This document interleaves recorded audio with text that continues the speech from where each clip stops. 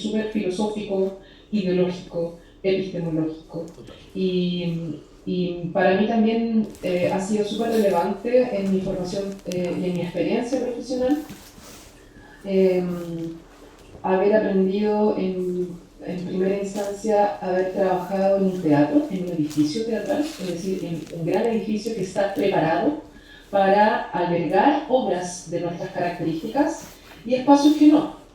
Entonces, para mí venirme de Buenos Aires, por ejemplo, a Valparaíso, cambió mucho la manera en la cual yo enfrentaba la creación. Y creo que es súper relevante porque tiene que ver con los modos de producción en los territorios en los cuales nosotros y nosotros vivimos y nos desarrollamos. Porque no es lo mismo hacer danza en Berlín que hacer danza en Valdivia, no porque nuestros procesos sean diferentes, ni porque nuestra calidad artística sea diferente, sino porque los modos de producción son diferentes. Y cuando nosotros nos enfrentamos a los modos de producción, es cuando tenemos que aprovechar las oportunidades en las cuales el territorio nos oferta y nos ofrece. Y eso para mí, por ejemplo, el no contar con un teatro, por ejemplo, como el Colón, el Teatro Cervantes, o incluso con un teatro como, ni siquiera como el GAM, como el Teatro de la Chile o el Teatro de la Católica en Santiago, que son teatros fábrica, ¿viste? Teatros que tienen técnicas y técnicos adentro, que tienen departamentos de todo. O me imagino que para ustedes no es lo mismo trabajar en el puesto Teatro Cervantes como en sus espacios o en los centros culturales o en los espacios, en los paisajes en los cuales quieren intervenir. Yo tengo un desarrollo personal como iluminadora, pero para mí es muy difícil pensar el espacio sin luz.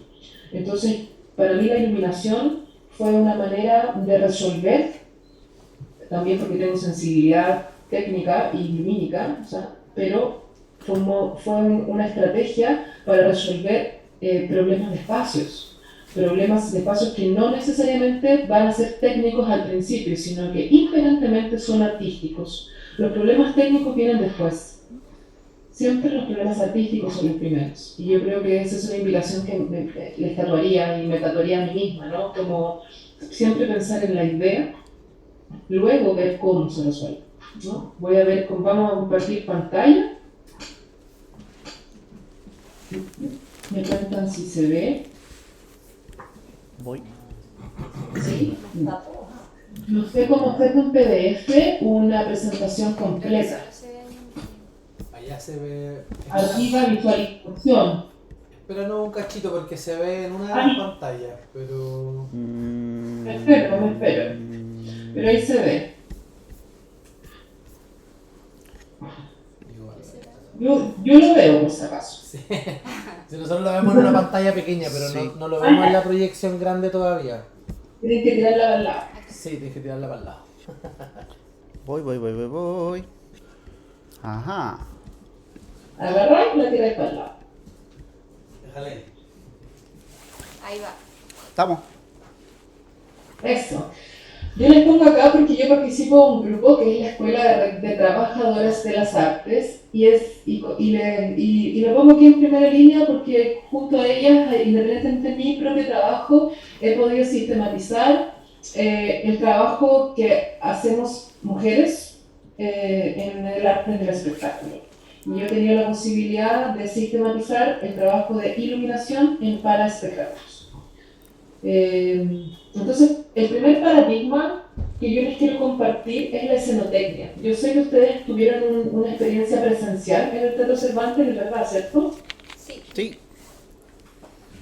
Y creo que la mayor característica que nos ofrece, yo después les podemos compartir, se los mando por mail a Valentina así terminando esto, ¿ya? Entonces, como para que generemos preguntas dinámicas, porque hay cosas que son como más teóricas, pero a mí me gusta compartir este mamotreto como una conversación.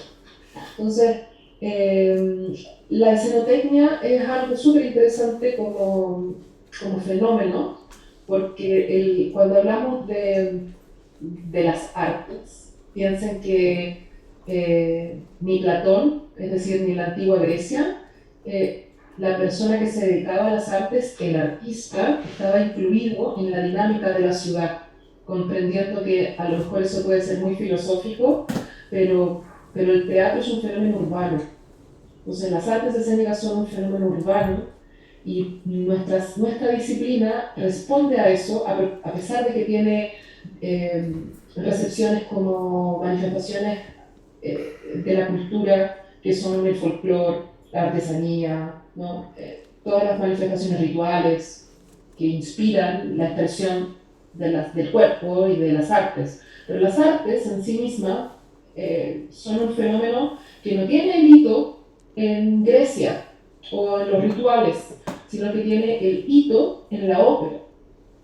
Cuando un señor en 1700 quería crear una obra de arte total, y todo lo que nosotros conocemos previamente de las mezclas folclóricas alemanas, sobre todo italianas, toman una conjunción trans, le llamo yo. Y me gusta hablar de lo transdisciplinar porque la ópera es la primera obra de arte Becruz, en donde los lenguajes que son la imagen, el cuerpo, el verbo y la música se conjugan para generar un solo objeto.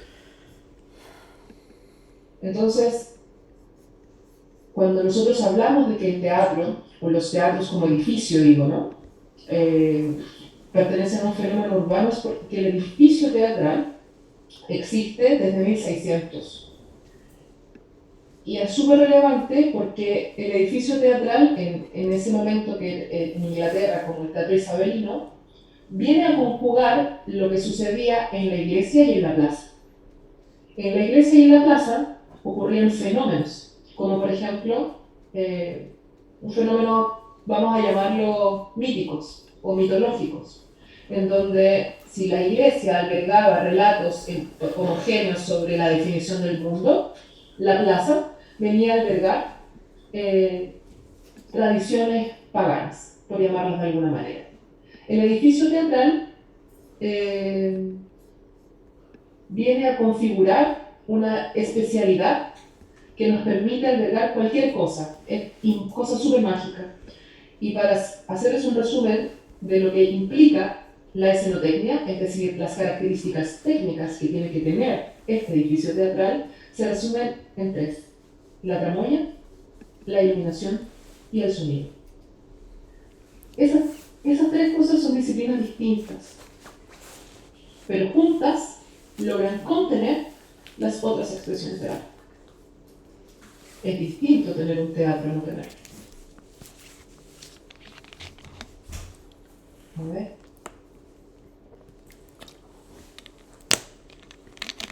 Desde este punto de vista, y para resumir un poquitito, aquí dice la tramoya, la iluminación y el sonido, nosotros y nosotras enfrentamos una particularidad cuando necesitamos crear, que es que empezamos a necesitar cosas.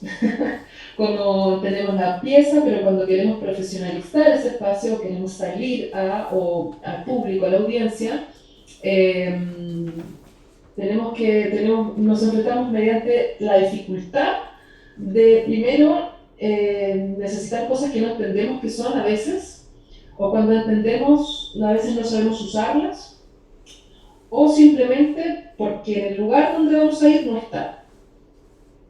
Eso ocurre dependiendo de los niveles de conocimientos o saberes que tengamos de nuestra propia disciplina, pero también de cómo queremos sacar esa disciplina a la audiencia.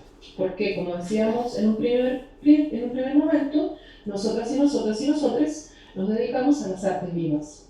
Y las artes vivas necesitan un cerebro, es decir, una máquina o personas humanas, montones, que permitan que eso funcione como un engranaje.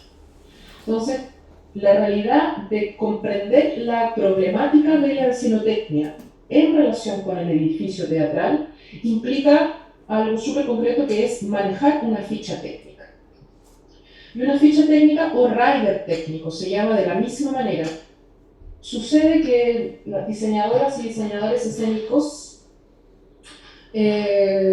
somos muy poco en el mundo, realmente. No porque los procesos de diseño no existan, sino porque nuestros saberes son muy limitados y estamos urgentes de divulgación de esos saberes. Porque puede que quizás en Valdivia no haya nadie, o sí que haya estudiado diseño escénico o iluminación escénica, pero eso no significa que no se diseñe y no se ilumine. Entonces, reconocer que existe un proceso es súper importante porque después podemos depositar ese proceso en personas que tienen sensibilidad para esos saberes. No todas las personas tenemos las mismas sensibilidades y por ende no todas las personas desarrollamos las mismas habilidades. Esto es súper importante porque sí o sí el escenario como fenómeno es un espacio de trabajo en equipo y no podemos hacer todo. Y para profesionalizar eso es imperante que reconozcamos los procesos y dejemos a alguien acá. Así, tal cual. Entonces, una ficha técnica o un rider técnico nos permite visualizar 3 áreas importantes de un teatro o una obra: el espacio, el equipamiento y el personal. ¿Okay? Este es el extracto del manual de escenotecnia, que es una bibliografía añadida que les voy a entregar después y que está disponible en la web. La tramoya. ¿Alguien sabe lo que es la tramoya? ¿O se imaginan lo que es la tramoya? ¿No? El sonido se anula con el zoom, entonces no sé si están hablando o no. ¿No? Ya, voy a hacer esto declamativo entonces, ¿ya? Después me paro. Ya, voy a leer porque esta parte sí me gusta. La tramoya o maquinaria escénica es la especialidad técnica más antigua de las artes del escenario, de ahí la expresión Deus ex machina, que se origina en el teatro griego y romano cuando una grúa, máquina, introduce una deidad, Deus. Proviene de fuera del escenario para resolver una situación de escena. La persona encargada de la tramoya realizaba los efectos espaciales de la época, por ejemplo, personajes que vuelan o desaparecen, sonidos de tormenta, lluvia, viento, truenos, etc. Esta ilusión se producía por medio de la manipulación de una sofisticada maquinaria escénica, de ahí que en muchos países el oficio de tramoya se llame maquinista. Las funciones primordiales de la tramoya son las de hacer evolucionar en el espacio escénico una escenografía tal como lo haya pensado un escenógrafo o una directora y operar estos cambios sin ningún tipo de riesgos. La seguridad es muy relevante. En la mayoría de los casos, un buen trabajo de maquinaria tiende a pasar desapercibido. Si no se nota, está bueno. Y eso es súper importante, como también tatuarse. Pero cuando algo no funciona correctamente, esto no solo es notorio, sino que también puede resultar muy peligroso para la integridad física de las personas. También el trabajo de tramoya implica la asistencia de montaje de escenografía, asegurar la correcta disposición y anclaje de los elementos que el diseñador haya modulado según el proyecto. En este sentido, y según lo que señala J.O. Bjorn, el autor de Stage Reading Handbook, ¿no?, del Southern Illinois University Press, es imprescindible conocer las 4 C de la tramoya: conocer el sistema de tramoya, conservar el equipo en buenas condiciones de uso, conocer la manera de operar el sistema, concentración, y yo le agrego el autocuidado. Es importante mantener siempre la escucha entre las partes del equipo y no gritar. No gritar en el escenario, que es algo que, a propósito de la euforia, que implica a veces llegar a montar un lugar, intérpretes y técnicos no se regulan tanto. Desde la técnica necesitamos silencio. Y eso es súper importante compartirlo, porque tenemos compañeras y compañeros en altura, tenemos compañeras y compañeros enchufando cosas, tenemos compañeras y compañeros manipulando distintos tipos de cosas, y a veces no con la mayor expertise, sobre todo cuando estamos haciendo nosotras ese propio trabajo. Por ende, entrar al escenario es algo de suma responsabilidad colectiva y es muy importante que la concentración vaya de la mano con los decibeles. Yo porque he trabajado con actores y actrices toda la vida y gritan. Las bailarinas no tanto. La maquinaria. Bueno, esto es como el sueño, ¿no? Pero es súper bonito ver cómo este espacio desde adentro del escenario nos muestra distintos universos, ¿no? Porque, por ejemplo, cuando nosotras interpretamos, nos vinculamos un montón con el piso. Y el piso es súper importante, lo barremos, vemos que tiene cositas, si tiene cositas o no, nos elongamos, nos damos vuelta, lo marcamos para ver cuál es nuestra planta de movimiento. Pero si se fijan, el escenario es la parte baja, el piso del escenario, perdón, es la parte baja de todo el escenario. Entonces, vamos a decir que si ven el mouse, ¿cierto? Sí. Sí. Ven que estoy marcando la boca del escenario. Esto se llama la boca, literalmente, boca. Y la boca desde dentro, si se dan cuenta, nos corta mucho la visión de lo que ocurre tras bambalina, que se le llama. Una bambalina es esto, es la parte de arriba del escenario. Están las patas, que son las telas que están colgadas a los costados del escenario, y las bambalinas, que son las que están arriba. Las partes del costado del escenario se llaman hombros. Y si hay algo que nos cuesta mucho, es la izquierda y la derecha en el escenario. Porque cuando alguien le dice, muévete a la izquierda, no, la otra izquierda. Porque en general la izquierda y la derecha cambian desde dentro y desde fuera. Entonces, eso que decíamos nosotros, que el escenario es un fenómeno urbano, es porque primero tenemos que reconocer que así como el Teatro Cervantes está emplazado en el centro de la ciudad, Teatro Cervantes se llama el vuestro, ¿no? Sí. Sí, el Diego Rivera el de Puerto Montt, ya. El Teatro Cervantes está emplazado en el centro, está emplazado entre calles. ¿Entre qué calles está el teatro? Entre Chacabuco y O'Higgins. ¿Pero la puerta está por Chacabuco? Sí. La puerta No, pero principal. les digo, esta calle y esta calle, las de los costados, ¿cómo se llaman? Claro, Camilo Enríquez y O'Higgins. Perfecto.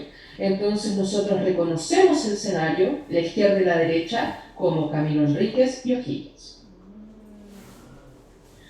Y eso aquí y en Shanghái. Entonces la izquierda y la derecha no existen, sino que existe la lógica del emplazamiento. ¿Hacia dónde nos movemos? Hacia O'Higgins. ¿Hacia dónde nos movemos? Hacia Camilo Enríquez. Interesante, ¿no? Mucho más fácil. Ordena un montón las cosas. A ver, hay algo muy bonito del teatro que es como que es súper pirata. De los teatros en general son súper piratas. Y es tan realidad que son súper piratas los teatros.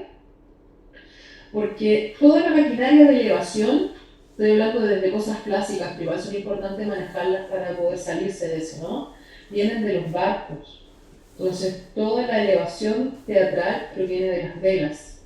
Entonces, nosotros en Latinoamérica, sobre todo en Latinoamérica, podemos encontrarnos con espacios así, porque esto es un teatro europeo, pero en Latinoamérica vamos a encontrar una gran bambalina que puede verse así, ¿no? Pero esto, por ejemplo, que es un oficio de maquinaria, un oficio de tramoya, es muy relevante porque todo este sistema de cuerdas a veces ahora está contrapesado y tiene otros sistemas de seguridad, pero es la misma maniobra de los barcos.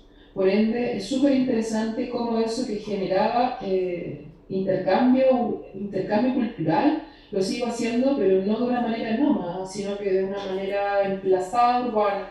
Y todo eso a la larga termina siendo una inspiración para las personas que nos dedicamos a esto como disciplina y como profesión. Porque de alguna manera u otra es un oficio bien pirata hacer artes escénicas. Sacamos el conocimiento de muchos lados. Entonces podemos ver lugares muy complejos también, así como ven este sistema de cuerdas de elevación, que aquí hay una diferencia simplemente focal. Para la iluminación, por ejemplo, piensen que la iluminación, ¿cuándo se creó la electricidad? ¿Saben? ¿Más o menos? Más o menos.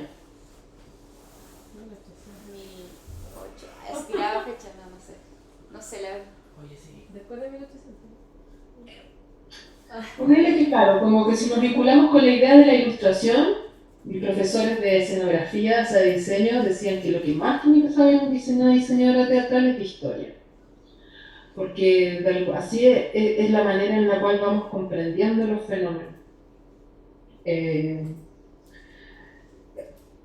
Piensen que antes no había electricidad, entonces la iluminación en los teatros existe particularmente de lo que se llaman las revoluciones científicas que ocurre después del hito de la ópera. La ópera se crea en 1714 más o menos y la electricidad, la ciudad de las luces aparece con la ilustración que es a fines del siglo XVIII, a principios del siglo XIX, efectivamente entre fines de 1700 y a principios de 1800. Imagínense, no había dimmer, no había una consola de luces, y todavía nos cuesta hacer iluminación y a veces tenemos que enchufar y desenchufar las luces. Antes se hacían con baldes de sal y agua, entonces metían un fierro para hacer un dimmer, así entre medio de todas las cuerdas. Y si estaba bien adentro el fuego, el fierro con sal, la luz estaba encendida. Y si sacaban el fierro despacito, la luz se iba. La gente se moría, electrocutada, naturalmente, haciendo esas cosas. Todavía la gente se muere electrocutada haciendo iluminación y manejando la tramoya. Por ende, es súper importante que cuando nosotros nos enfrentemos a este fenómeno lo hagamos con mucha seriedad, porque es un arte antiquísimo, pero también que está muy vinculado al desarrollo tecnológico. Y no todos los espacios están preparados para las necesidades artísticas de nuestros imaginarios, porque viste que el imaginario es infinito, las posibilidades de la materia a veces no. Entonces, eso que es crear, eso que es innovar, siempre tiene un margen de error muy alto. Y es lógico que lo tenga. Si uno está creando o innovando, lo primero que va a pasar es que nos vamos a equivocar. El tema es de que estos espacios, o en el manejo de estos espacios, hay un riesgo de vida. Y eso no está bueno. No está bueno ir a hacer una performance y que algo pase, ¿no? Entonces, insisto en ese punto. En Latinoamérica también nos encontramos con este tipo de espacios, ¿no? Que no hay nada. Yo elegí el espacio romántico, pero creo que el desafío de pasar por un espacio como este a un espacio como este, cuando nosotros somos artistas escénicos en Chile y en región, tenemos que imaginar que nos vamos a enfrentar a ambos lugares. Primero porque nuestras comunidades van a estar en lugares parecidos a estos, pero nuestro sueño, y en donde mejor nos van a pagar, va a estar acá. Entonces, siempre pensar que nuestra obra tiene que verse igual acá y acá. Y eso es una solución de diseño. Y esta foto me encanta también porque es como archivo. Mira, imagínate, se han topado con espacios así ustedes, ¿o no? Sí. Y no te voy a decir que es una belleza, pero no sé si tiene que ver con la necesidad de profesionalización que nosotros tengamos. Sí o sí, la realidad es que estos espacios existen así. Entonces, siempre acordarse de que nos vamos a encontrar con espacios así y espacios así. Y nuestra misión es que nuestra obra se vea igual. ¿Cómo? Es un problema de diseño y de técnica. Entonces, vamos a encontrar cielos así y cielos así. No hay problema. Una persona, para mí, que estudié en Chile, que he tenido posibilidades artísticas naturalmente, que tenía un desarrollo profesional, pero que tampoco, viste, como, no sé, tampoco tengo tantos años. Entonces, me imagino yo que me voy a enfrentar a espacios más diversos todavía. Pero para mí es lo mismo enfrentarme a esto que a esto. Cuando yo me enfrento a una gira regional, mi obra va preparada para enfrentar este cielo y este cielo. Y aquí hay unas imágenes de referencias nomás de cómo son los espacios como la mezcla entre las imaginarias de la tramoya y las iluminaciones, porque si se fijan acá el manejo de la altura en base a un coro tipo ballet, que esto es más operático, tiene más de un manejo de altura, si se fijan. Entonces, no porque estas deben ser bocas de teatro alemanas que deben medir 20 metros de ancho como por 12 metros de alto a veces. Entonces 12 metros es más alto que un poste de luz. ¿ya? Es como un espacio súper grande. Nuestros teatros en Chile son chiquitos. Creo que es súper importante, sobre todo, el manejo de la interpretación, que, que cuando el espacio se agranda, el tiempo se estira. Como que eso que es científico, de carácter científico, es muy relevante manejarlo, porque cuando el espacio es más grande, tenemos que andar más rápido. Cuando el espacio es más pequeño, tenemos que achicar el tiempo, o sea, como que tenemos que andar más lento, porque el espacio, sobre todo en danza, tiene directa relación con el tiempo final de la obra. Si yo tengo un espacio no convencional, en donde la obra mide 16 metros, y después nos vamos a un espacio en donde la obra mide 8, lo que va a suceder realmente es que va a durar menos. Entonces ahí es el manejo de la interpretación el que tiene que hacer esa modificación y no el espacio. Porque no hay manera de agrandar un espacio cuando no se puede. ¿Me explico en ese punto? Sí. ¿Les parece lógico, cierto? Sí, sí, totalmente. Pero lo definió Einstein, ¿cachai? O sea, entonces es súper relevante cómo las disciplinas se van cruzando y se van modificando para que podamos ir fortaleciendo y profesionalizando nuestra técnica. Y es muy bonito hablar de técnica. Esto es lo mismo, puros sueños, pero todo esto es posible, aquí y en el Teatro Cervantes. Entonces, la diferencia, por ejemplo, aquí estamos hablando de iluminación, es que, y nos vamos acercando al uso de la iluminación, al uso artístico de la iluminación, es que va en directa relación con el manejo de la tramoya, porque siempre tenemos que iluminar algo. La luz, viste que acá, como que no se ve. Si yo apago la luz y enciendo la luz, lo que se ve es mi cuerpo iluminado. Yo no veo la luz como un haz de luz. Para yo ver este haz de luz, lo que tiene que suceder realmente es que tiene que haber un haze, un humo, ¿no? O agua en el aire, una condensación matérica sólida en el aire para yo poder iluminar. La luz es transparente, es un fenómeno óptico. Entonces, comprender la iluminación como un dibujo de espacio es súper importante. Y comprender que siempre va en relación a la tramoya, o sea, ¿qué voy a iluminar? ¿Desde dónde voy a iluminar? Fundamental. Más que con qué y cómo, sino dónde y desde. Desde dónde voy a iluminar, que es la posición de la luz. Esto también como yo para seguir inspirándole, porque a veces las soluciones que se nos ocurren son las que nos imaginamos.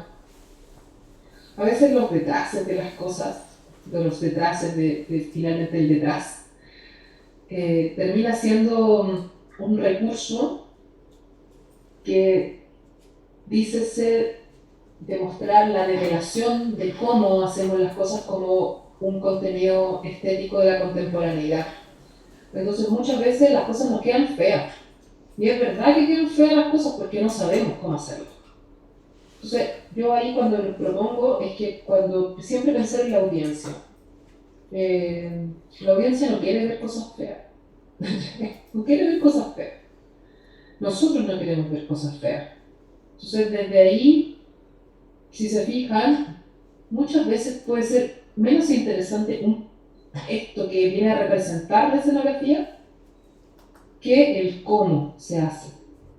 Y a veces es más simple hacer esto que esto, y no es menos interesante, y dice lo mismo. Entonces, desde ahí, las prácticas de cómo se crea y cómo muestro siempre son un problema de diseño, pero también viene a ponernos en una amenaza de saber si efectivamente nuestro imaginario viene a representar por imitación algo, o efectivamente viene a develar un problema que tenemos como un componente estético de nuestra obra. Las obras generan problemas, son problemáticas y son problemáticas desde todas las aristas posibles y tienen que poner el problema, no una solución, porque es mucho más interesante divagar en las preguntas y a propósito de la danza, exponer la práctica que solucionarla, sí o sí, y es algo que en mi experiencia con danza he descubierto o he concluido como en una primera parte, es que el gusto por la práctica en bailarines y en bailarinas hace que, o en la danza, el gusto por la práctica de la danza hace que haya poca vínculo con la puesta en escena, muchas veces. Y yo soy puestista, ¿viste? Yo me dedico a que la obra quede perfecta. Entonces, siempre yo les recomendaría considerar que al momento de montar la obra es un momento que no es de la práctica, es de la audiencia y es para la audiencia. Y para eso nosotros practicamos. Entonces, llegar al escenario, entrar al escenario a montar, ya no es un espacio de experimentación, es un espacio de cierre de una composición de muestra. No porque no se pueda seguir puliendo, pero no es el mismo tiempo. ¿Por qué? Porque el escenario es un trabajo en equipo, en donde hay más partes. Entonces, los tiempos de práctica se terminan en los ensayos. Y cuando uno entra al escenario, es un espacio de montaje. Y eso es súper relevante porque si no, en los equipos profesionales y en los espacios profesionales se nota. Se nota cuando alguien o una intérprete viene a generar como un espacio de investigación desde el cuerpo, cuando eso en el espacio profesional debió haberse cerrado en una etapa previa. Y es porque es gustosa la práctica, no costosa iba a decir, pero es gustosa la práctica. Sí o sí, pensar que el escenario es un espacio exquisito, es un espacio escaso, es un espacio milenario. Y sostener esos espacios es muy difícil, es muy caro, muy caro una obra de escenario. Sale la cuenta de la luz, de las personas, de los cables, de la mantención, del sonido, todo. Y esto también porque insisto en los pliegues, ¿no? A veces nos imaginamos cosas así, no sé si justo nos imaginamos cosas así, yo estoy diciendo extremo por los referentes, ¿no? Pero creo que también es súper importante como recordar que a veces necesitamos hacer esto, pero es más interesante esto de abajo. Y a veces lo que mejor tenemos es esto de abajo y no tenemos que hacer todo esto. ¿Me explico? Como que a veces es mejor gastarse la plata en la zapatilla, en el transporte, en otras cosas, pero esto solamente lo va a hacer una mente, no lo va a hacer una propuesta de dirección frente a lo que queramos ver en el escenario. El problema de iluminación, de iluminar esta escenografía, este cielo de nubes, a esta estructura, es súper diferente, porque acá estamos escondiendo el dispositivo y acá lo estamos develando. Y eso es un problema, no es un problema técnico, es un problema artístico. Y cuando ese problema artístico se vuelve un problema técnico, yo siempre hablo de una dupla muy importante que es lo técnico-estético. Y lo técnico-estético es lo que nos va a dar como luces, valga la redundancia, de cómo resolver plásticamente un problema.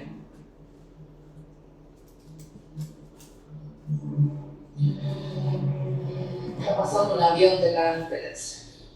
A lo mejor ustedes lo escuchan, pero yo lo escucho acá. Eso pasó. Entonces, nosotros, insisto, vamos a tener espacios así y espacios así. y nos vamos increciendo porque el problema va a ser el mismo para ustedes.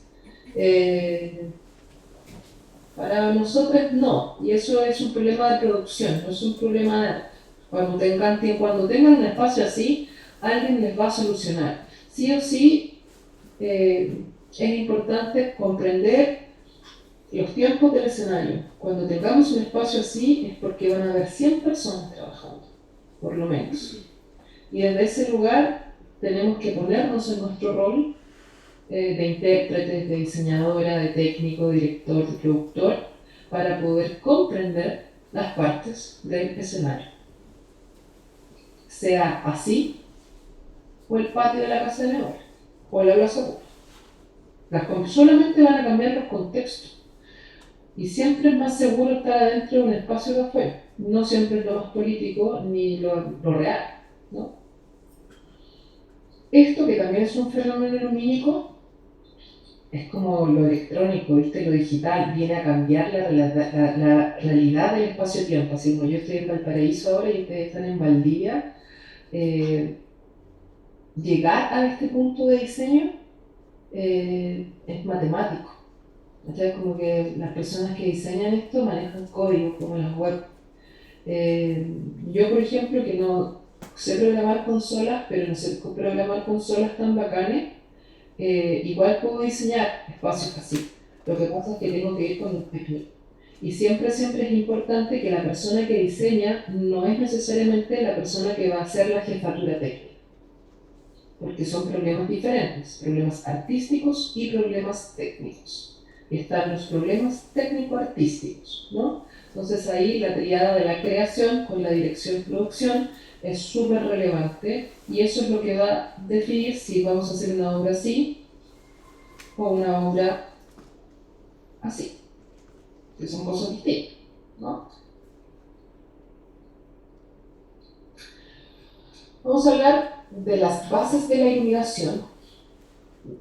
¿Saben qué? Les quiero pedir un minuto porque me quiero servir un té. ¿Me esperan? Sí, dale. Perdón que interrumpa, pero como que me dio sentidito. Espérenme. ¿Hay para hervir agüita acá? ¿Puedo ver? Sí, está también. Parece que hay una hervidora arriba. En el cuartito ese, ¿no? Sí.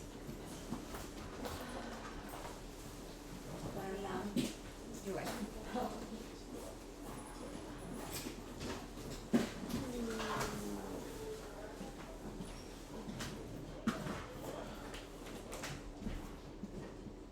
Vale, pues, Sí, ahí quedan pollos.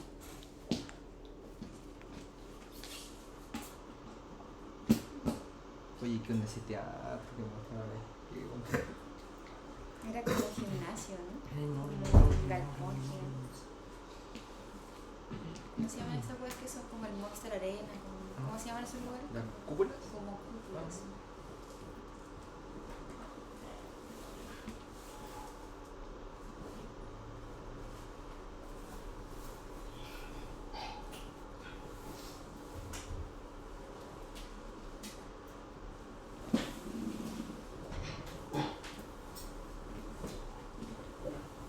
Ya, me traje todo, la pava, la tetera, la pasa. Ahí sí.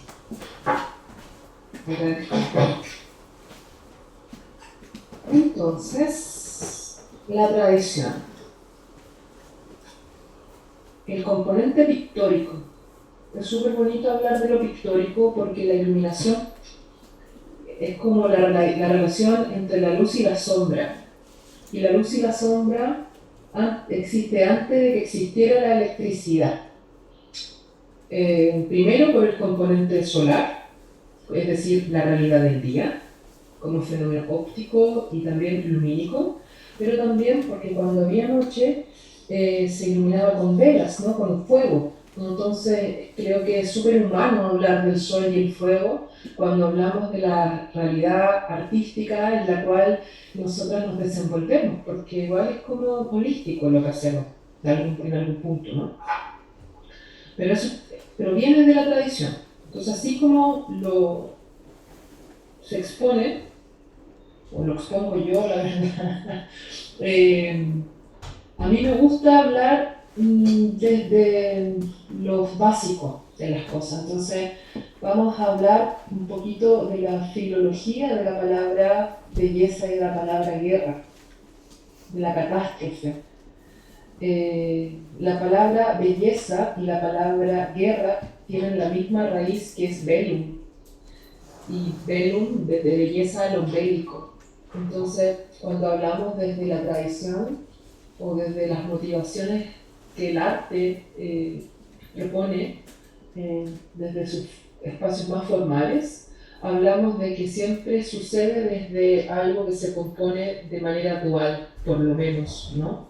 Entonces, en la medida de que, por ejemplo, en el mundo antiguo, porque somos occidentales, yo no me atrevería a hablar ni de India, ni de Asia como modos especiales, ¿no? O sea, yo puedo hablar de Occidente y del mundo colonizado, patriarcal, en el cual nosotros nos desarrollamos y nos desenvolvemos como cultura colonizada. Pero eso mismo creo que es súper importante hablarlo desde el lenguaje y desde ese lenguaje la primera herramienta que tenemos es el español. Y el español proviene del latín. Sí. Entonces, en esa lógica, en nuestra cultura, en la herencia de nuestra cultura, hay algo que se nos olvida a veces, que es que pasamos, el modelo patriarcal actual es un modelo que proviene del monoteísmo, ¿cierto? Un modelo que se establece desde cuando en Roma eliminaron el politeísmo y centraron políticamente la imagen de la creación en una sola persona llamada Dios. Yo no quiero ofender la fe de nadie, estoy contando historia, ¿no? Desde esa lógica, cómo llegar a la contemporaneidad, es muy importante hacer el camino para poder ayudarnos a las herramientas de la composición que se depositan muchas veces en las ideologías que tiene, en los discursos plásticos que queremos abordar. Porque viste que las artes no son hacerse la cabeza, eso es ciencias sociales. Las ciencias sociales tienen instrumentos que después terminan en ensayos. Hay ejercicios como los de la sociología del arte que generan instrumentos de medición para después volver experiencias artísticas documentos. Nosotros trabajamos con la forma y la forma es nuestro documento. Entonces, para llegar a las complejidades de la forma, necesitamos tener referencias de múltiples maneras y la comunicación entre artistas, sobre todo entre artistas trans, proviene desde lo lingüístico. Entonces, para mí esta teoría es muy simple, pero también muy reveladora de la propia cultura. Porque, por ejemplo, en la cultura antigua, los muertos no se iban al cielo. En la antigüedad, Grecia, todos los muertos, reyes, igual que en Egipto, se iban al inframundo. Entonces, la imagen del cielo existe desde el monoteísmo. Y eso hace que el mundo se vuelva bueno. ¿Me explico? Más o menos. Por ende, cuando hablamos de lo sublime, hablamos de un encuentro, es decir, de esta tercera parte, ya que no nos gustan los mundos binarios. Entonces, nosotros lo que tenemos que identificar es desde dónde nacen los mundos binarios y cómo ese encuentro, que es lo trans, nos permite vislumbrar nuestra propia tradición. No la tradición de la cultura occidental necesariamente, porque arte y cultura son cosas opuestas. Por eso, por ejemplo, el Ministerio de las Artes, las Culturas y el Patrimonio se llama así, porque arte no es lo mismo que cultura. El arte es contracultural. Y eso es una definición muy importante, porque nos orienta, ¿no?, en saber si estamos muy culturales o no en algunas cosas, para poder decidir, no, sabéis que en verdad queremos hacer esto, pero para poder hacer esto, para poder decir esto, tenemos que hacer lo contrario, porque la ley de la composición de la forma occidental funciona por oposición y semejanza. Es como leer de izquierda a derecha, ¿no? Y eso lo define la Gestalt, que es como otro paradigma, otra forma. Pero yo estoy tratando de resumir estéticamente cosas de la estética, ¿no? Experiencias como problemas de la estética resumidos a las artes escénicas. Por ende, si nosotros, así como la catástrofe nos vincula a experiencias extremas o trágicas, sabemos que lo sublime se define como ese encuentro entre lo bello y lo trágico. Desde ese punto de vista, la tradición señala que la tragedia era un rito político en el cual se adoraba a Apolo y a Dionisio al mismo tiempo, ¿no? Dionisio era el dios de la joda, básicamente, y Apolo era el dios de la guerra o del orden, ¿no? La palabra pagana y la palabra profana, lo sagrado y lo profano no existía en la antigüedad. Viene a existir con el cristianismo. Por ende, es súper importante que la experiencia del carnaval, por ejemplo, es opuesta a la tragedia, pero también es la experiencia trans entre lo sagrado y lo profano. Y lo pagano y lo profano, que son cosas similares, no son lo mismo, no existían como concepto antes de Roma. Desde ese punto de vista, y ya me salté 2000 años, cuando hablamos de protagonista y antagonista, o hablamos de fuerzas que se encuentran, sin conflicto no hay drama. Entonces, cuando señalamos que de esta misma tradición lo lingüístico nos trae el plano de la forma, podemos decir que la luz y la sombra nos conforma una tercera opción que es el claroscuro. Y el claroscuro es la tradición pictórica de la iluminación. El barroco. Vieron que Latinoamérica, como cuando hablamos de, no sé si concuerdan conmigo, pero Latinoamérica es muy barroca, ¿no? Como los cementerios, la once, los justos, la virgen, la abuelita, la realidad, cómo se mezclan, ¿no? Las estéticas. No sé si acá está el barroco es súper importante, sobre todo en el plano de lo epocal, para comprender la relación entre la cultura colonizada y las artes contemporáneas, porque el barroco es un periodo artístico que sucede entre 1400 y 1500, entre el siglo XVI y el siglo XVII, entre el siglo XVI, siglo XVII y siglo XVIII, es un periodo súper largo, pero que se mezcla con el neoclasicismo, no necesariamente responde a un marco histórico, pero sí con dos fenómenos epocales que son el 480 y el 580. Lo digo así porque no es lo mismo que decir 1400 y 1500 porque responde a formas del arte. Y América fue colonizada en esa época. Entonces, cuando nosotros hablamos de los imaginarios, por ejemplo, no sé, de estas cosas de caballero, que es como que alguien te abre la puerta, es el mito caballeresco del señor, de la doncella y el caballero caballo, ¿sabes? Entonces, como esas cosas del mito caballeresco vienen como, o de la cultura patriarcal, vienen a fusionarse como con nuestra propia realidad, en nuestros propios territorios, y desde ahí aparecen diferentes contextos históricos culturales, ¿no? Entonces el barroco es importante porque desde la mezcla, que le llaman, ¿no? La mezcla de dos mundos, pero es la colonización, se importan y se exportan montones de conocimientos de espacios como formatos de las artes, como en numerosos campos artísticos como la literatura, la arquitectura, la escultura, la pintura, la música, ¿no? La ópera, la danza. Y es muy importante porque desde ahí esto de acá lo pueden después investigar soles, ¿no? Pero se suele situar el manierismo y el rococó, que son como subculturas del barroco, ¿no? En una época caracterizada por fuertes disputas religiosas, es decir, como cuando aparecen los luteranos, cuando aparecen los anglicanos, cuando las personas se empiezan a separar de la Iglesia Católica, ¿no? Entonces esto que viene a situarse como este mundo dual creado por el patriarcal, imagen y semejanza de Dios, el barroco viene a hibridizar, esa propia creencia, ¿no?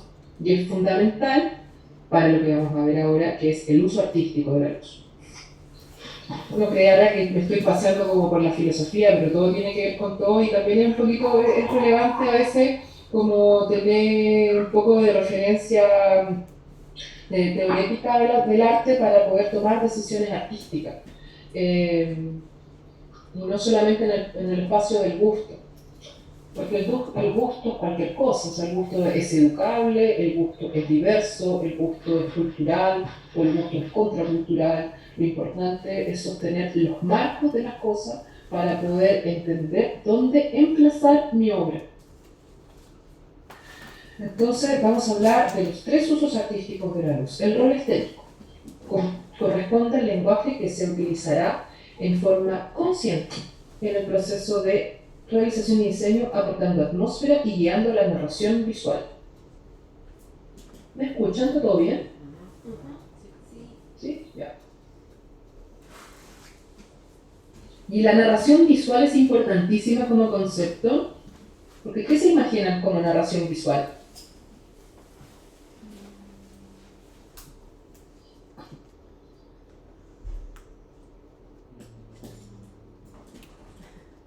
¿Qué vendría a ser la narración visual según ustedes? No hay respuestas malas. Como la historia que vamos creando a partir de lo que vamos viendo, o sea, del sentido de la vista, ¿no? Básicamente. Claro. ¿Qué más puede ser? Como un camino. Sí, también. Siento que es lo que uno va relatando de manera gráfica.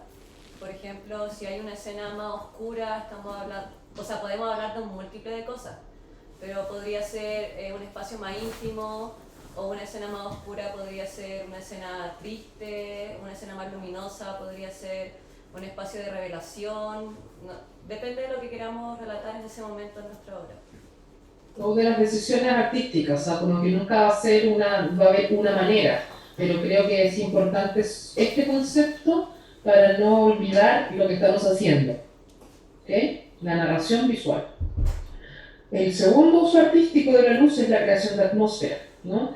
Es uno de los factores de la calidad de la luz, que junto a la temperatura y su poder reflectante crean una idea en el imaginario del receptor. Estoy usando conceptos técnicos acá, ¿no? Transformando el espacio y la percepción de esta. Es decir, calidad de la luz. No porque la luz sea buena o sea mala, sino porque básicamente hablamos de hacer en el movimiento también, me imagino que existe la calidad y la cualidad del movimiento, ¿no? Entonces la calidad de la luz no es lo mismo que la temperatura.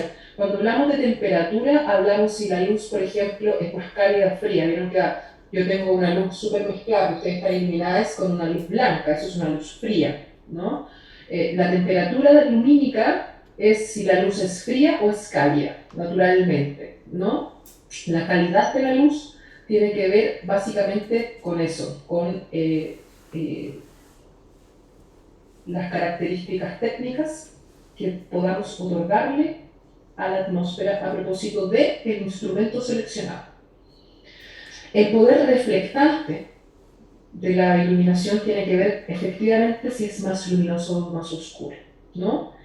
Y esas tres cosas, ¿no? La capacidad que tengamos, el color que le demos y la potencia que tenga, crean un imaginario en el receptor.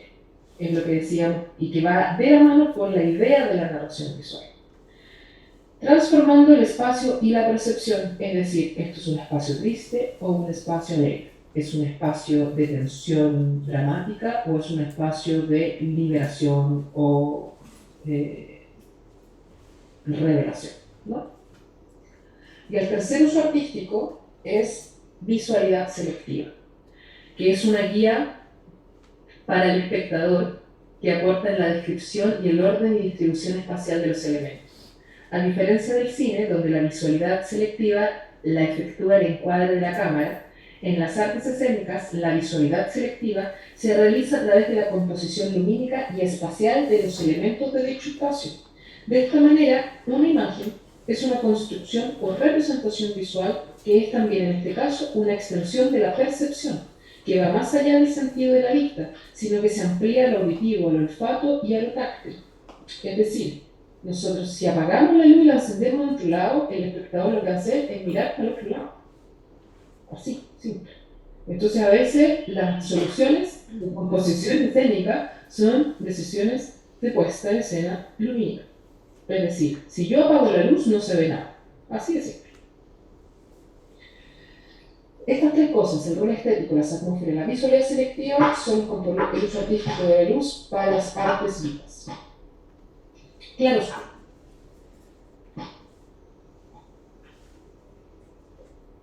Estas son obras clásicas que son muy relevantes porque más allá de su contenido, nos encontramos con formas que no son reales. Y en el teatro o en las artes escénicas, si nosotros queremos iluminar dentro del espacio negro, no va a ser real lo que hagamos. Porque piensen que en el 480, y en el 580, que es donde se desarrolla el barroco y el claroscuro, no existía la luz eléctrica. Entonces, ¿cómo se les ocurre que pintaban esto?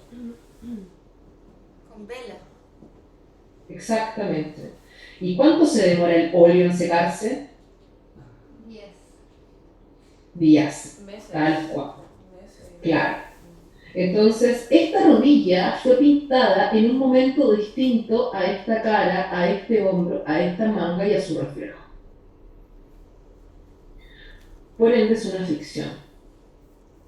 El claroscuro es nuestra tradición, es nuestro referente pictórico más importante para la iluminación, porque nos damos cuenta que la posición de la luz tiene un rol estético. Es decir, poníamos la vela según cómo se veía mejor y lo que queríamos pintar. Intentamos hacer una ilusión de la realidad, pero no es tal cual. Ahora, entre más y menos complejo, evidentemente, el claroscuro y el barroco venían a representar, están dentro como del marco del Renacimiento, entonces vienen a representar cosas que vienen como a inaugurar el antropocentrismo. Venimos matando, este periodo viene matando la Edad Media y abriendo el antropocentrismo. Entonces, este tipo de decisiones es súper relevante porque, por ejemplo, el Narciso, que es una obra antiquísima, lo importante es el reflejo de alguien. Y en las artes en este momento jamás habrían pintado eso. La iglesia era dueña de las expresiones artísticas. Entonces, desde ese lugar, es súper importante lo que decidimos mostrar, lo que decidimos iluminar, y en la selección hay autoría, y eso es súper relevante también. Lo mismo acá, o sea, imagínense, nos podemos a reflexionar sobre esta imagen. ¿Qué está pasando acá? Él es Judas, por si acaso. ¿Quién será ella?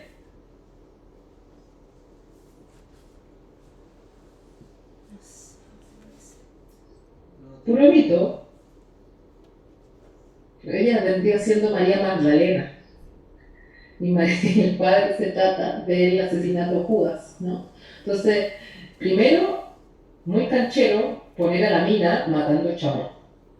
Como es una posición, puede ser un cuadro clásico, montado, qué sé yo, el fondo rojo, la señorita, pero a mí lo que más me llama la atención de este cuadro, evidentemente es el corte de cabeza que le hacen a Judas, pero este rostro. O sea, ella está súper concentrada en que María Magdalena mate a Judas. Y el cómo se define pintarla, la cuenca de los ojos, cómo lo ilumina. Ella como medio sorprendida, pero muy firme, ¿no? Tirándole el pelo y cortándole la cabeza.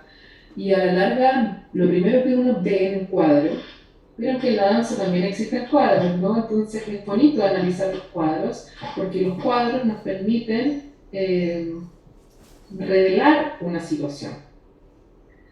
Y eso, que es un contenido dramático muy clásico, es una estrategia de montaje muy vigente.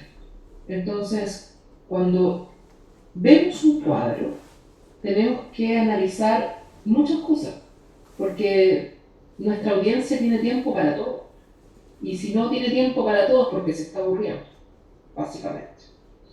Entonces, en ese sentido, es súper importante establecer estas pequeñas cositas. ¿Qué queremos mostrar? La fuerza de la mina, la muerte del chabón, el goce de la vieja. Considerando además que cómo se muestra es ficción, no es verdad. Este rostro, acuérdense, tiene una fuente de luz distinta a la de este rostro y a la de este rostro. Es decir, cada personaje en este cuadro tiene su propia misión en la situación y por ende la mirada que como espectadores le depositamos nos genera una percepción diferente. yo percibo diferente la muerte, el asesinato y el goce. ¿Por qué no nuestra abuela? ¿Qué dirían nuestras abuelas de este país? Me imagino que tienen más de alguna abuela católica, la mira muy católica.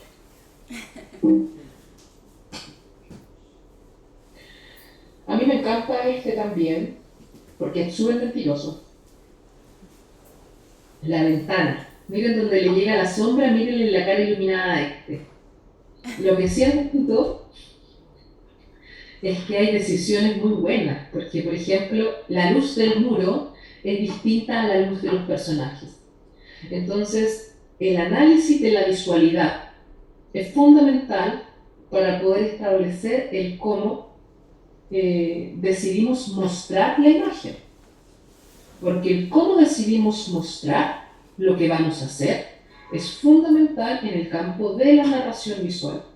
No es lo mismo mostrar un asesinato a luz apagada a luz encendida. No es lo mismo filtrar la iluminación del sol en rojo que en amarillo. Dice cosas diferentes una arrebol que una tarde cálida, ¿no? Un arrebol siempre en la percepción nos genera peligro, ¿no? O sea, ¿sí o no que cuando decimos que el cielo está muy rojo va a temblar? Esas mismas cosas suceden en la mente de las personas. Y cuando tomamos ese tipo de decisiones no necesariamente nos tenemos que vincular a lo estético o a lo perceptivo, sino a ambas cosas. Porque cuando iluminamos de rojo, por ejemplo, el rojo es muy interesante el color porque señala distintas cosas simbólicas como el amor, la rabia, la sangre, la vergüenza.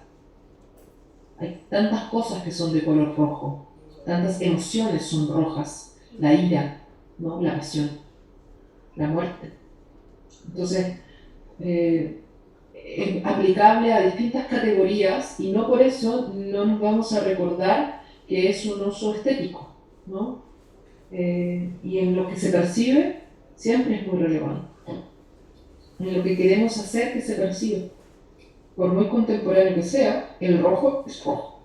Es arrebol, peligro, vergüenza, amor, ¿no? Es difícil salirse de la psicología colectiva.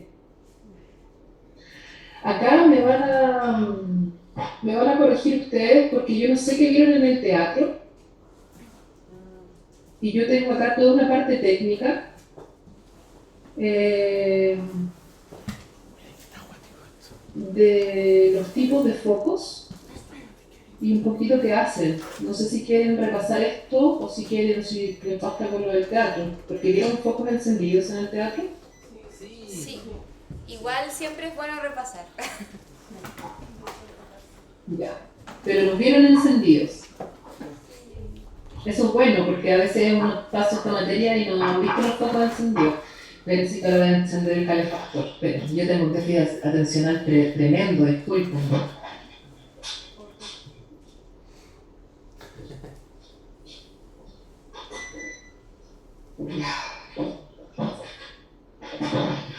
No me demoré tanto esto. Entonces, los par. Los par son los clásicos, estos de acá. Este. ¿Lo ven bien? No sé, ya se me pixeló, yo sé, pero lo ven, ¿o no? Sí. Y este es el que más conocen, ¿cierto? Sí. Eso, para no saber que estoy en Plutón. Ya. Estos son proyectores parabólicos o focos par. Y los par iluminan el abanico. Es decir, se llaman par porque iluminan en parábolas. Tienen una forma así de parábola. ¿Saben lo que es la parábola? Como un óvalo. Entonces, los focos par son proyectores, es decir, yo enchufo la luz, un foco proyector no es como un proyector de video como un data, sino que significa que yo lo enchufo e ilumina, como una lámpara. Pero la lámpara, para que sepan, es la ampolleta. Entonces, cuando hablamos de la lámpara como el soporte, no. Existe el proyector, el foco, la lámpara y el portalámpara. El portalámpara es el soquete. La ampolleta se llama, la única que se llama ampolleta es la Edison, la clásica. Pero la ampolleta pertenece a un genérico que es lámpara. Las lámparas son las que se queman y se cambian. Y el foco es el tacho. En este caso es un par. Y los par tienen distintos nombres, como números al lado. ¿Conocen distintos par? ¿Conocen el par 56 y el par 64, por ejemplo? Sí. ¿Han escuchado hablar de eso? No. ¿Saben cuál es la diferencia? No. Bueno, primero, identificar que el número de al lado, es decir, cuando es un par 56, es un par que abre a 56 grados. Y un par 64 es un par que abre a 64 grados. Esto siempre, siempre, siempre en una lógica ergonómica, en donde el tacho está a 6 metros de altura del piso. Todo esto, todos los focos están diseñados para usarse a 6 metros de altura. Hay otra diferencia en la potencia de la lámpara, es decir, un foco sin par 56 va a tener una lámpara que va a quemar entre 300 a 350 watts. Y un par 64 también se le llama par 1000 porque la lámpara es de 1000 watts. Y la palabra watts es la potencia y se define como una W. ¿Se acuerdan de eso en el colegio? Un poquito. Un poquito. Un poquito. Es súper importante porque así uno evita quemar las cosas. O sea, yo por ejemplo, no, poder evitar el incendio en casa. O sea, por ejemplo, vieron que vamos a llegar ahí, porque yo voy a hacer esta es una clase exhaustiva, pero si se fijan en los automáticos, ¿se les ha quemado los tapones o se les ha bajado el automático de la casa cuando enchufan la plancha, el hervidor, todo? Sí. El secador. Es porque están quemando más watts de lo que alcanza el automático. Y eso es un tema de distribución matemática fundamental para iluminar, sobre todo cuando uno va al centro cultural de la esquina. ¿Cachai? Porque en el fondo eso evita que queméis la casa o que genera un accidente. Por ende es súper importante mirar la bendita lámpara del foco. En la lámpara siempre vas a saber cuánto hay. Es lo mismo que en el hervidor. Si uno levanta el hervidor o la plancha, va a salir la indicación técnica de cuántos watts quema. Y en el automático también va a salir. ¿Ok? Pero ya vamos a llegar a ese punto. Y podemos reforzarlo y hacer... En algún momento podemos hacer solamente esa clase para no quemar el centro cultural. Ni la vecino, ¿cachai? Ni como la casa del amigo... Porque nos ponemos a enchufar focos como si fuesen cualquier cosa, ¿cachai? Como que no. Se puede, sobre todo ahora con los LED, pero siempre es importante saber como en qué enchufe es mejor que otro, ¿ok? Fresnel. Los Fresnel a mí me encantan. Acuérdense, los par tienen distintos apellidos y distintos números, los números son los grados y tienen distintas potencias. O sea, es decir, normalmente están a 350 watts o a 1000. Los que ustedes van a manejar van a quemar eso. Es diferente. Si van a iluminar ustedes solo, no enciendan los par grandes, no, son un arma. Yo con un par puedo iluminar una madera y quemarla. Lo he visto. He visto salir humito del piso porque el par está muy cerca. Por eso funciona a 6 metros de altura. ¿Sabes? Entonces es mucho mejor iluminar con par 56 que son menos peligrosos, ¿ok? Sobre todo si hay que enchufarlo uno. Nosotros no hay enchufe que aguante un par de lucas, son de uso profesional no. Igual que los Fresnel, pero los Fresnel son maravillosos. Son cuadraditos, así, y tienen una óptica, es decir, yo puedo abrirlo y cerrarlo. Cuando yo lo abro, se pone difuso y cuando yo lo cierro, se pone denso. Cuando yo abro un foco y se pone difuso, vamos a decir que el foco está en flood, F-L-O-O-D, flood. Y un foco en lámpara flood o abierto es un foco blando. Cuando yo lo cierro y se condensa la iluminación, vamos a decir que es spot. S-P-O-T, spot.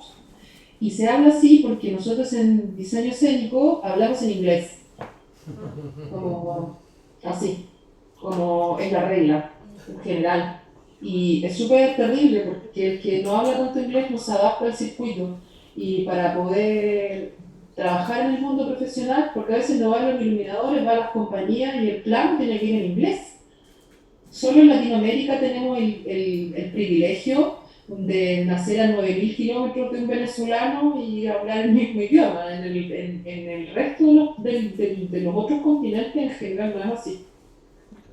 Como en Europa, por ejemplo, que también tiene circuitos independientes, es muy difícil pasar del croata al francés. ¿Sabes? Entonces, en general, la cultura de escenario siempre es en inglés. Y hay cositas que se llevan a llamar así y no pasa nada. Entonces, spot o flood. Cuando el foco es difuso, es flood. Cuando es duro, es spot. Y los Fresneles sirven para pintar, digo yo. O sea, si el foco par me va a dibujar en abanico, el foco Fresnel me va a hacer así, ¡paf!, una luna. Y siempre son de 1000 watts, siempre, nunca son de menos watts. Por ende, yo puedo pintar, digo yo. Pongo 3, 4 y hago así, parejo a la luz. No es un foco proyector porque es un foco que tiene un lente, es decir, yo lo puedo correr, como les dije. Cuando yo tengo un foco proyector, además de enchufarlo, o sea, cuando yo tengo un foco óptico, además de enchufarlo, puedo regularlo. Un Fresnel. Así se ve. La diferencia entre un Fresnel y un plano convexo es muy poca. Hay muy pocos focos planos convexos. Ya casi no se hacen. Yo debo decir que son mis favoritos. Porque, me tienen que mirar el punto del cursor, la lámpara del Fresnel tiene una espiral. Y esa espiral hace que sea como que la luz se difumine de manera no tan pareja, pero que permita que se abra por un tema óptico en la refracción del lente y el efecto lumínico interior del foco.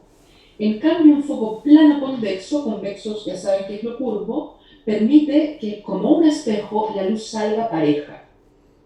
Por fuera se ven igual, tienen la misma función, este riel que hace que se acerque y se ponga blando o duro, pero la diferencia es el lente, la lámpara. La lámpara es lisa y curva. Es maravilloso. Hay muy poquito, pero si hay planos convexos, yo lo prefiero. Para pintar. Luego vienen los elipsoidales, que también los deben conocer bastante. Deben haberlos manipulado poco, pero por ejemplo, cuando una puede hacer, no estamos hablando de los focos robotizados que se mueven y hacen de todo, sino como los focos que yo instalo en el teatro, ¿cierto? Y en el teatro, los elipsoidales también tienen varios números al lado, varios, de distintas categorías. Hay elipsoidales de 19 grados, de 36 grados, de 25 grados, de 50 grados, y hay elipsoidales zoom que son de 25, 50 grados o de 15, 30 grados, por ejemplo. El elipsoidal tiene un espejo adentro. Entonces, ¿qué pasa cuando yo ilumino, aparte de matar hormigas, pongo una luz con un espejo? ¿Han hecho ese experimento? Lo que sucede es que la luz si yo ilumino con una linterna y tengo un espejo y reflejo eso, lo que yo voy a ver en el muro es la forma del espejo. Entonces yo puedo recortar la luz. Por ende, yo digo que con los elipsoidales dibujo. Yo puedo hacer una línea con los elipsoidales. Puedo hacer con un gobo, G-O-B-O, como globo pero sin L. Los venden muy caros, pero con una lapita de aluminio yo puedo hacer un corazón metérselo y el elipsoidal me va a dibujar el corazón, me va a dibujar la estrella. O, por ejemplo, con las cuchillas que tienen al lado, esas cosas que se ven poco justo acá. Pero los elipsoidales tienen cuchillas literales así, y yo puedo, se llaman cuchillas porque cortan la luz, ¿cachai? Entonces yo, primero, comprender que un elipsoidal es un foco caro, porque tiene un espejo adentro y un lente, o sea, es más complejo que un plano convexo. No es robotizado, o sea, no hace así, no se mueve, es liso, pero yo puedo dirigirlo y enfocarlo. Y cuando yo enfoco el elipsoidal, con esta rueda que está aquí al lado, efectivamente yo puedo alejar el espejo y acercar el espejo. Ya, eso hace que esa luz se abra más o se abra menos. Y eso va a depender del número que tenga al lado el elipsoidal. Es decir, si es un elipsoidal 19 grados, ¿cuántos grados va a abrir? 19. Claro, lo mismo. Y hay los lentes, los elipsoidales zoom, que son también el preferido de los técnicos clásicos, porque los zoom tienen más de 1 grado, es decir, de 25 a 50. Entonces es más versátil. Lo mismo que un elipsoidal zoom 15-30. Es decir, va a abrirse entre 15 y 30 grados, o entre 25 y 50 grados. Siempre, ¿desde qué altura se calcula esto? 6 metros. 6 metros. O sea, un transportador, básicamente uno necesita. Siempre uno puede poner los focos y ver lo que uno hace, ver si esta cuestión nos ilumina, no nos ilumina. Si no tenemos tanto tiempo de prueba y hay que más o menos generar una planta de iluminación básica, lo que nosotros hacemos es saber si voy a necesitar 4 o 5 focos para cubrir un área de luz. Pero ya vamos a hablar de eso. Estos son los proyectores robotizados, son antiguitos igual. Pero la gracia es que esto se ve como un espejo, pero este espejo sí se mueve robotizadamente. Y hace estas como cosas de discoteca. Hay focos chinos que son muy de disco. Yo me acuerdo que fui a Bimba, tiene súper buen... Pero es como lo que le podemos echar mano, porque una cosa son los focos del teatro y otra cosa son los focos de la discoteca, ¿no? No son lo mismo, pero son focos. Entonces el tema es el uso que se le da, ¿cachai?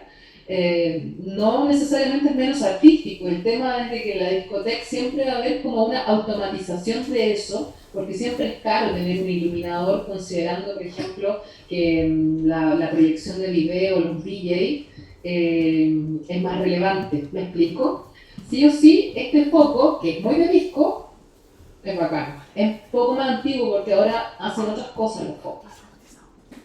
Pero todavía están súper vigentes. Yo me encantan porque cuando vienen con más de un programa, tienen más formas. Entonces a veces uno puede armar, por ejemplo, un mar, un océano.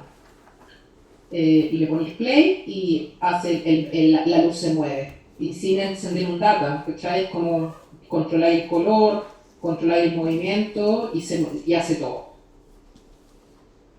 También son súper caros, todo esto es súper caro.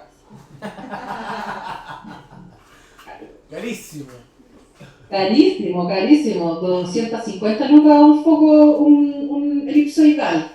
Un tacho par, por ejemplo, puede costar 50 lucas, 60 lucas como ahora, en los cuales 38 vale el foco y el resto la lámpara. Entonces, que se queme la lámpara, puta, es un arte porque es la mitad el foco. Así que yo les cuento para que sepan. Los focos robotizados son muy bacanes.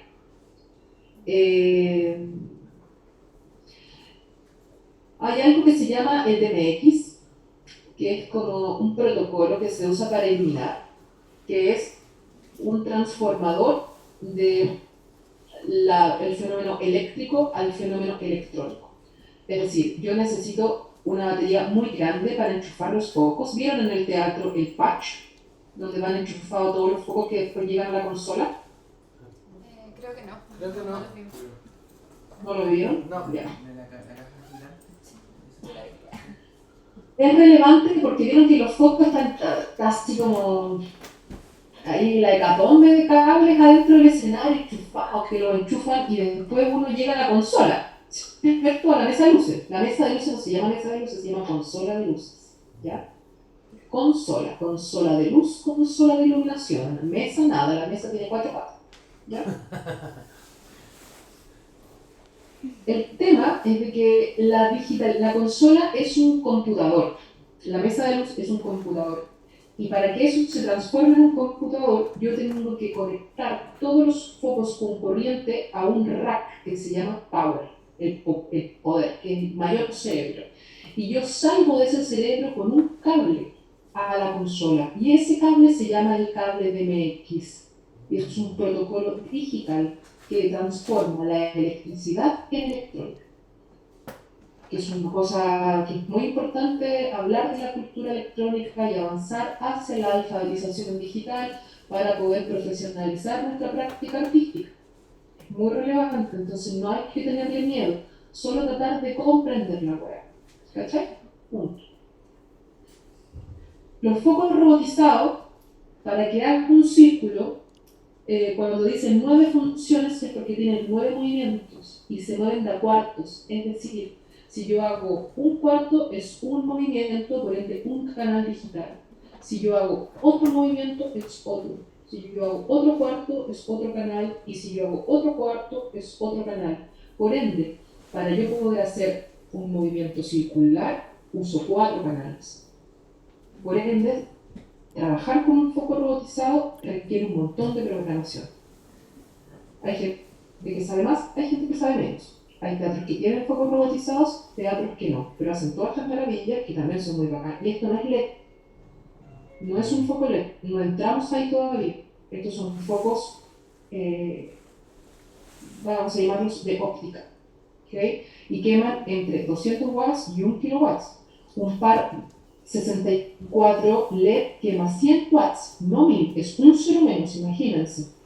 Entonces, pero es otro protocolo, que no es el protocolo DMX. Entonces está el protocolo DMX y el protocolo LED.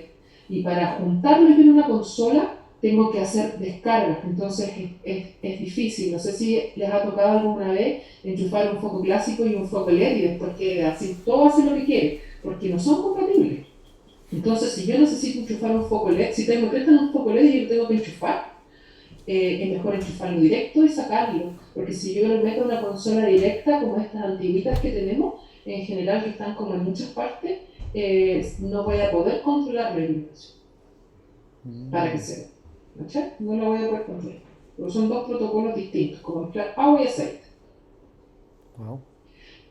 Y los maravillosos halógenos, que ya están casi descontinuados, pero yo he hecho obra entera con estas cuestiones. Los halógenos son gas, ¿sabían? Que aquí adentro hay un gas. Entonces, no se pueden tocar con la mano porque se queman las lámparas, porque los dedos tienen grasa humana, ¿sabes? Entonces yo toco esto y le paso toda mi grasa a la lámpara y como son focos que queman un montón y tienen gas, queman. Como echarle alcohol a una cuestión, ¡paf! Quema. Por ende, cuando yo paso una lamparita halógena, tengo que tomar una servilleta, mover la lamparita con papel y ponerla. O sea, yo los focos que tengo aquí, que me iluminan el resto de mi cara, son halógenos. ¿Vieron? ¿Qué hace? Y lo que está atrás es un foco LED. Y eso de aquí es una lámpara de otro tipo. Entonces, como que yo en mi living tengo otro sistema lumínico. Pero si random. Estupenda. Son hermosos los halógenos, es una lástima que estén descontinuados. Si ven, compren. Si ven, cómprenlos, porque son cruciales. Queman un montón, pero uno ilumina así un galpón con uno. Se les llaman focos cuarzos también. Ya, las luces LED se llaman Lighting Emitting Diodes, es decir, es un diodo, así, puff, puff. Y yo tengo que soldar esta cuestión. No lo puedo llegar a enchufar, no puedo conectar con un enchufe. ¿Han conectado con enchufe alguna vez? Abierto los cables, abierto las patas, abierto el enchufe, poniendo los alambres, ve que uno pone cablecitos con los tornillos y uno lo hace así. Con los LED es imposible, no se puede hacer, hay que soldar. Y es un diodo, y la magia de un LED está en el diodo. Cuando nosotros vemos LED, focos LED de 18, de 36, va a haber un número al lado, tiene que ver cuántos diodos tiene. Entonces, lo interesante es que esto es una luz electrónica. Yo al soldarlo, lo que estoy haciendo es conectar otro sistema que no necesariamente es eléctrico, únicamente es eléctrico. Evidentemente tengo que darle energía, y esa energía va a ser de menor potencia que la que requiere un foco proyector DMX, en la medida que es digital. Y es súper difícil entenderlo en la mente, así tal cual. Pero en la cultura de los nuevos medios, lo que podemos decir como primera ley es que es programable. Entonces, yo puedo soldar y programar lo que yo quiera con un foco LED si logro hacer eso. Si yo además, como es programable, yo puedo hacer un circuito y ese circuito conectarlo a una computadora y hacer, por ejemplo, fenómenos de interacción. Esos son parte de los nuevos medios. Los focos LED son digitales y normalmente uno identifica un foco LED porque en vez de un cable de salida, tiene dos. ¿Me explico? Tiene dos, uno que es un enchufe y otro que es un cable como con pines de 5 o 3 pines, que son los Canon, parecidos a los de micrófono. ¿Conocen los cables de micrófono? ¿Los han visto? Sí. Entonces, un foco LED va a tener un enchufe y un Canon. Y los Canon DMX tienen 5 canales. Entonces, la diferencia es que el LED sale directo al sistema digital. ¿Me explico? No tengo que enchufarlo a un rack entero para poder conectarlo después a la consola. Son dos sistemas distintos, lo cual no quiere decir que no puedan llegar a la misma consola. Lo que no puedo hacer es enchufarlos en el mismo lugar, porque son dos protocolos eléctricos distintos a propósito de que uno es digital en su esencia y el otro no. Más o menos. Y yo les pongo estas cosas porque todo esto es programable. Entonces, como imagínense algunas cosas por lo que podemos llegar a hacer con un poco de acceso a la cultura digital. Bueno, ¿quieren ir al baño o algo así? Ya, pausa. Vamos a hacer una pausa. Una Sí. pausa Sí, chiquitita. perfecto. ¿De cuánto Tame? 7 minutos, vayan al baño y vuelven. Ya. Hay 3 baños. Hay uno acá por si acá. Demórense poco, pues papá, no sé, porque te da rico el tabaco que se fume el pucho, no te veo. Obvio. Estírense, ¿Ya? estírense. Te voy a preguntar el agua porque me igual tanto, no ir al baño, voy con 5. Chao. ¿Acompáñame a comprar un chocolate? No.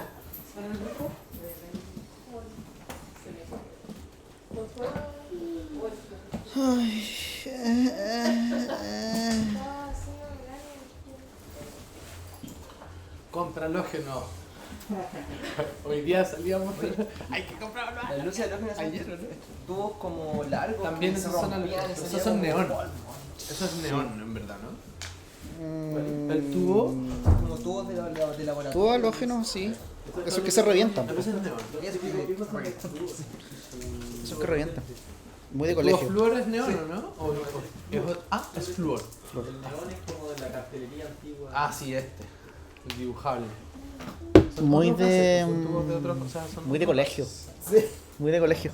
No se estuvo. Sí. Vaya desgracia. Te aborrezco. Ay, mira las cosas Hoy que me día dicen. como que abrí el cuaderno y tenía tu número, Isa, y yo como, hola, y se me olvidó el video.